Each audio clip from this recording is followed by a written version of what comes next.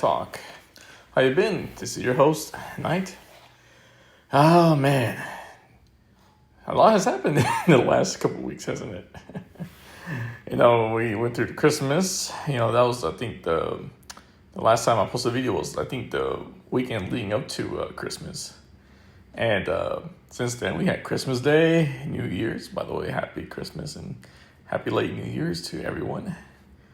Man, yeah, it's been 2 weeks. A lot of news has been popping up, and a lot of sad news, honestly. With what happened with the truck that crashed into the crowd in New Orleans, and then the man who who killed himself in that what was it called, the Tesla Cybertruck. It's it's difficult. It's one of the things that I don't really go out to these huge public events anymore. I remember going to these New Year's. I remember the 2000 New Year's. That was amazing. And back I was very young at the time. I still remember being there with my parents and my siblings. It was a great experience, honestly.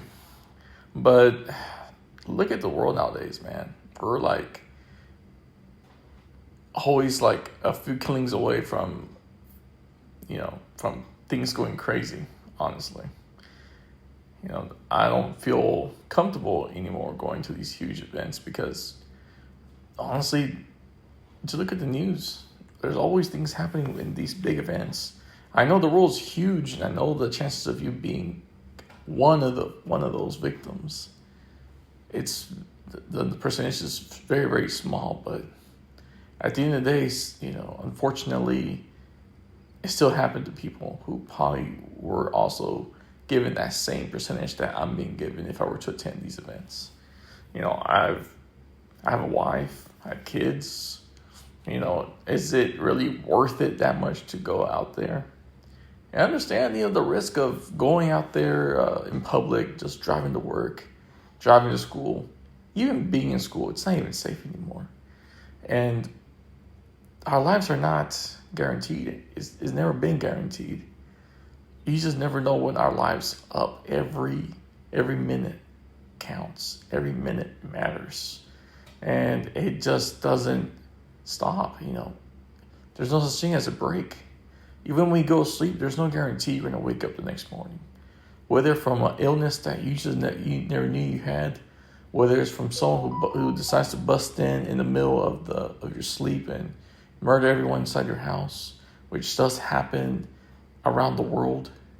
You just never know, and I understand the risks is unavoidable, but sometimes I feel like sometimes there's some things you can avoid that are not absolute necessary, and this is one of them, and now that I've gotten older and being seen more and more mass scale shootings and killings, it does make you question doing these things or attending these things. And that's why I choose not to. I can enjoy these moments from a more secure location, with my family. I saw one of the victims. She was a single mother, I believe, of a 5-year-old kid. It breaks my heart, seeing these kind of stories of the victims. I can't imagine how her son feels right now, knowing that her mother never came back from that party. It's very terrible. I feel, I'm very protective over my family. So I can almost imagine the scenario playing through my thoughts of something like that happening. Let me turn that thing off because otherwise it's gonna be going off. I have a very sensitive Ring camera. So that's it's very sad news, and the guy who blew himself up in the Cybertruck before killing himself, of course. It seemed like he had a serious issue of mental issues that was caused by his experience in the military. And I've heard many stories of similar like this, of members of the military who went to war and were psychologically damaged from the things they witnessed, the things they had to do. And it's not a very pleasant experience for the ones who are actually at the front lines fighting. I know people who were in the military, in the Navy, in the Army, who didn't witness or were not at the front lines of these wars, and had more positive experience. But I heard countless others who were at the forefront fighting, getting involved in these fights and getting scarred. And it's very saddening when they don't get the help they need. So the things that happen nowadays, it's very terrible. And I heard that the person who ran through the truck, not through the truck, but into the crowd in New Orleans, he went through a blockade that had just went down at the right time, I believe. I could be wrong. And, more than ever, it kind of just, is going to require people in cities and states to increase security for these kind of events. Sometimes every minute counts, and if we let our guard down like that, just like what happened I think New Orleans, where the barricades went down for a little bit, allowing this driver to go into the crowd and kill so many people, it just takes a minute. Sometimes it just takes 30 seconds for us to let our guard down and big consequences to happen. Cities need to do better for that. We don't want more people getting killed just trying to celebrate events that are going on around the year. It's very terrible. It's very terrible, and we need to do better than that. And us as parents, we also need to think twice for our kids of the things that we go out to do. Our kids are expecting us back home. They want us back home to raise them, to love them, to nurture them, and get them to the next steps in their lives. They don't want us out there, at risk of getting killed because we're making decisions that may not, it may seem deemed safe, but not always. May have been guaranteed. I used to drink alcohol quite often when I was much younger, and I really regret those days, because there's no guarantee that I could have made it home safely. And now I drink maybe twice a year at most, usually just one bottle, and that's it. And that's it for me, and it's just one of those things where we all need to just think about it, because the world's not going to guarantee us safety. We need to provide safety for our family. We don't want more people getting killed like the way they were over New Year's.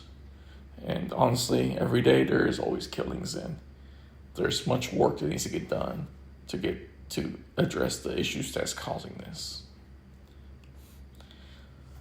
Another thing I want to discuss, that happened during that time I was out was the news of Biden forgiving Death Row inmates. I believe it was about 30 of them. I could be wrong about the number. And honestly, my personal opinion about it is, the sentence was already given. These people who committed these crimes for what they did, it must have been serious enough that they were warranted the death row. And the fact that the president decided to forgive these people without first consulting with the families of the ones who they lost, and just going out his way, just doing that, I think that was wrong. Just think about it. The people who were damaged by these people who committed these crimes, most likely most of these were murderers. I'm sure there were not people who had unpaid tickets and were given the death row. These were people who were put here for a reason, most likely for murder, whether mass murder or just one individual they murdered, and it was them, and it was warranted according to the law. And the families of the victims, I'm sure they felt closure when they were given these punishment, and I can't imagine how that feels, feeling like you finally got closure, that justice was given. And just how a person who had no dealings with the case, had no relations with the victim or the murderer, to just decide to forgive this person that he has never met. He could have at least met with the families of the people, see how they felt. Because not every family of the victims wanted the person to be convicted to death. Some of them were against it, but at the end of the day, the law chose not to go with that, but decided to go ahead and put them on death row. So maybe he could have just met with the families. That's the least he could have done, was just contact the families. If they were against it from the get-go and they don't want the person on death row, then yeah, go ahead. That's all he has to do. That's all he has to do. And if they said no, we really were torn. We really were affected by this. Because at the end of the day, some of these victims were probably parents. Some of these people were children of others. And to remove so freedom from that, it's just not right, It's not justified. He should have consulted first with the victims' families. And if he had done so, that would have been the best way to handle it. Now, I did hear, I think today, that 2 inmates actually declined it. And that's really powerful. I'll give my hats to those guys. Sounds like they felt wrong for what they did and are choosing to complete the sentence they were given. That takes a lot. To be given the opportunity to get off death row and you choose to fulfill what you felt is in your heart, and that's to fulfill the punishment that they gave you. Who wants to die at a random date? Not a random date, but a date given by someone else. I want to die at the date that God has set for me, not by what another person in the world does. So for these people to voluntarily, decline, props to them, and I think it may indicate that these people may have actually realized their wrongs, and I'll be praying for them. And we need to be praying for these people that have committed murders, for them to truly change. Another topic I want to talk about, is the, like I said, I'm not here just talking about news, sad stories. I do also want to talk about some of the things that's going on, that interest us. A lot of us are big fans of cars, well, a lot of guys, I know some women also are big fans of cars. But one thing that's kind of been going under the radar, but a lot of people in the car community have been following, was the new Dodge Charger. I don't know if you heard of it. The Dodge Charger went out of production at the end of 2023, I believe. And 2024 was really officially the first year they were not for sale, because they were prepping for the release of the new Charger. But the reason why it's been causing a lot of hysteria with a lot of people who are big Mopar fans is the fact that the new Charger is going to be electric. And the design isn't the best. The front looks great. The back looks good. The side just doesn't mesh well with the front and the back. I will give them props. The front looks great. I love the hood. I love the back. It's those two look really nice. It's just that the sides just doesn't. It looks too soft. It doesn't look aggressive. Look at everyone who's a Mopar fan knows how the Chargers look. Especially the wide bodies. The wide bodies, amazing looking cars. The Hellcats, man, amazing sounds. They had the V8s, everyone, you want to hear that thing turn on every single time. That thing sounds beautiful. And it looks beautiful. I'm not the biggest Mopar fan, but you gotta get credit when it's due. But these cars look amazing in their late stage. And I think down the road, some of these are going to be future classics, especially like the 170s and the Red Eyes and, maybe the Hellcats too, maybe not to that degree as the other ones, but they're really nice cars.